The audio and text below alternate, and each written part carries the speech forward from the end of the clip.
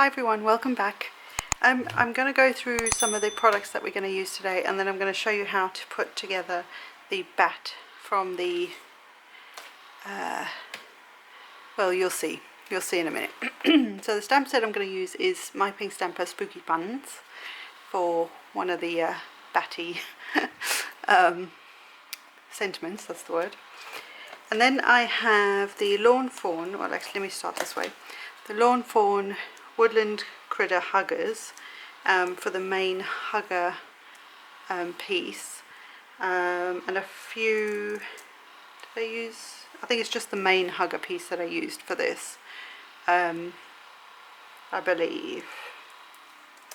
Could have used the belly, but I don't think I do use the belly in this one. And then I've got the Woodland Critter Huggers bat add-on, which I didn't get to use in the last couple years. So I've basically taken all the pieces that come with it, the face, the paws, no claws, the little cheeks. These two pieces I'll explain as we go. The wings, normally you would cut this out twice, but I've actually done it once because I'm not making this into a like a gift card holder, so I've only done that once. And then these are the little sweeties. And then I've also got the cute cobwebs. I thought that'd be quite sweet just to cut out the little spider and the spider web.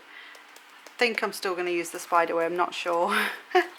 I also use the grassy border, so this one here. And I'm going to do something different with the leafy tree backdrop in landscape. So this is normally how you would have it, but because the bat's quite big, I'm actually going to turn it on its side. So yes, and I did look, I have got the portrait one, but it's not long enough even in the portrait form to, because the tree goes the other way, if that makes sense. So hopefully this will come together. So I will need this one in a minute, well in a bit. So I have a card base. This is 8.5 by 5.5. So I'm just going to score this at 4 1/4. And I'm very unprepared, so, and it's very hot. So I am making Halloween cards when it's stinking hot. Never mind. And this is Gina K. I want to say this is Wisteria, but it's a purple cardstock. So just make sure I haven't got anything stuck to that. And then these are the pieces for the bat. If I can get this one.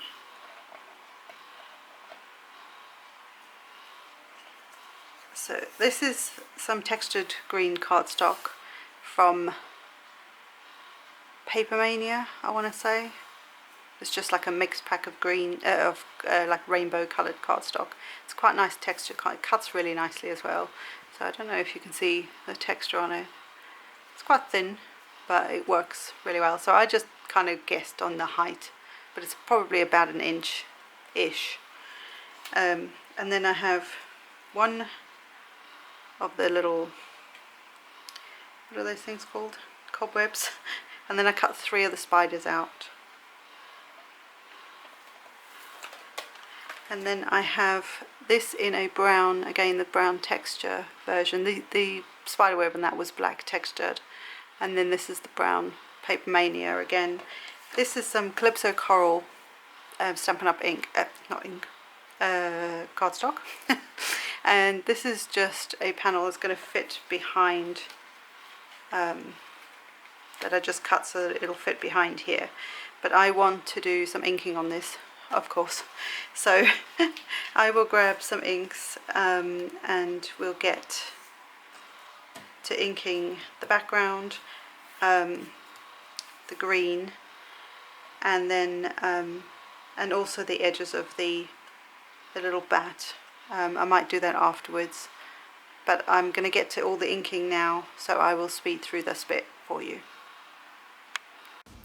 So guys, I decided to do a voiceover over this bit. There is a bit of music on in the background. I don't know whether you're going to hear it at all, but I decided to actually just go through this and walk you through it instead. This video just turned out to be a complete disaster in the end. So I started with some crackling campfire over the Calypso coral, just to give it that easy blended look. I do that quite a lot if I've got coloured cardstock. It's just a simple way to get that ombre effect.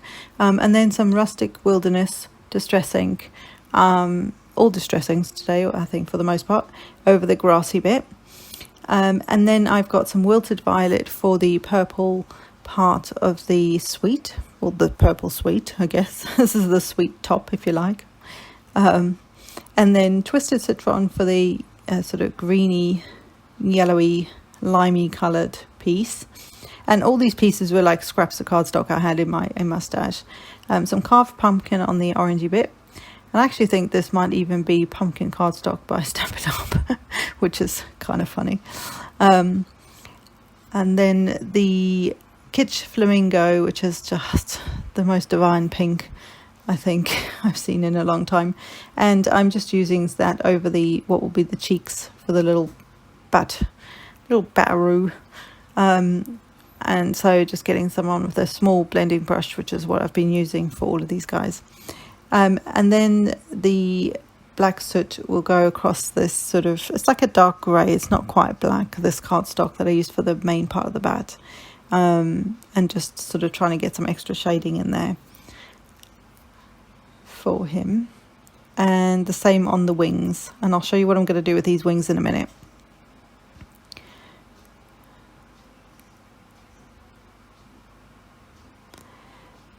So just before I carry on, I'm going to spritz with water, of course. When do I not do that with distress ink? I love the effect it gives. Even on box standard cardstock, you still get a reaction going on, which is quite nice. So I just sort of try to dry that off a little bit and then mop up the excess. And you still get this pretty look going on, which is very cool. So for my bat, and this is where I was trying to talk through this, so ignore the weirdness of it. But I'm cutting off his wings. I know, can't help it. And then there's like a little, it's like the wings are, when you cut them out, they normally would slide over the original arms to sort of fold over if this was like a gift card. But I decided to just snip that in half and then use the wings separately. And then there's these two pieces. I cut them in black and white, and they have this notch in the middle, which will line up perfectly, kind of like a puzzle piece when you add these on. So the black piece will go across the back, excuse the back of the cardstock, but the black piece will go across the back or the top part to create his eyes, or fill his eyes in, I guess. And then the white piece with that notch will actually line up and butt into the black one, and it create his fangs, which is what I was trying to show you there, but anyway. And so now you've got this cute little face with the little fangs, and it's just a cute little bat. It's so cute. Now, because he's so big, I actually turned my landscape backdrop, I actually turned it on its side. Like I said in the beginning of the video, the portrait version was still, the branches weren't right for the size of the bat, so I actually needed like a bigger branch. But when I turned it on its side, it made for perfect branch like thing. So although in the landscape version it is a tree with the trunk and then the little branches, it kind of worked as a big branch with little pieces coming off when I turned it the wrong way, basically. So I thought that was quite clever on my part. I've not seen anybody do that, but it's probably out there somewhere. And then I've used some really skinny tape along the edge, and I also wanted to put my cobweb on as well, so I decided to actually put it in the tree. So I just used another couple of pieces of small tape, like really skinny tape, and then just took all the tape off the back and then got my cobweb in place. I could have used like a vellum or something for the cobweb. That would have been quite cool, so it would look more I don't know, spider webby, if you know what I mean. But I just stuck with the black cardstock. It worked, and it looks all right. So, and I will do something at the end, just to make it sort of a bit more sparkly and stand out a little bit better. Now, because I cut his arms off, sorry, Bat, and his wings, I had to re-ink the edges of those pieces. Just bear that in mind. If you ever cut something off and you've inked it, just remember to ink those edges again. And then here's where I'm just trying to work out where to put my sentiment. So I suddenly realized how big he was, and I didn't know where I was going to put my sentiment. So I'm using some VersaFine Onyx Black ink, and I'm just going to stamp it in the bottom left corner. And it says Batty for you. I thought, haha. And I don't even know if I've used a stamp set before. Not the stamp set, that particular stamp. So it was quite nice to use. And then these are his little feet, which I'm going to pop on first before I stick him to hang him from the tree. That sounds wrong, but you know what I mean. So I've actually used my grid mat here to line up and sort of roughly work out where the feet need to go on him. They're still a little off center, but it's fine. He's Bat. It's fine. It's fine. And then to get I'm just popping the sweets together now. So again, for what I've used is white like wrapper. You could use a vellum. Lawn Fawn actually have, and it was a clever idea. I think Shari Mas used the pearlescent vellum that Lawn Fawn have as the wrappers, and I thought that was actually really cool because you've got that sort of you could use like a cellophane as well, that kind of thing, to give that look. You could even, now I'm thinking about it, see, I never think of these things at the time, you could even use some clear cellophane and add some alcohol ink to it to make it look like a proper wrappers from sweets, you know, those boxes of sweets that we get every year for Christmas. And we eat them all. Anyway, lining up the wings on the edges, and again using my grid mat just to roughly line them up, but I've only stuck it to the edge of the wing so that I could get all the sweets in. And of course my camera died, so apologies, but he's all put together, and I've just tucked the sweets in to his wings. And then getting the main panel onto the base of the card. Very easy to do because all Lawn Fawn stuff is just so perfectly lined up. It works so well.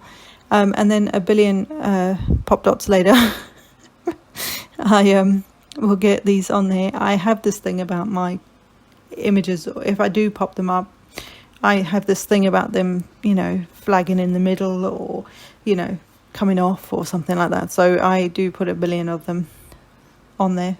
Apologies. Sorry, not sorry, and all that. And then just lining him up so he's hanging from the tree. And then I nearly forgot about my little spiders, funny enough. So I'm using one of them. This cuts this like the web that comes down from the spider. So I've cut that out. I've left one of them just hanging from the spider web, and then the other two, although I could have used smaller scissors, I've cut the extra web off, and I'm just going to place them on the tree and on the web as well. So there's like a few spiders sort of sitting there, you know, chilling out in their little hidey hole. So I know it's not everybody's thing, but I actually really like spiders. So yeah, anyway.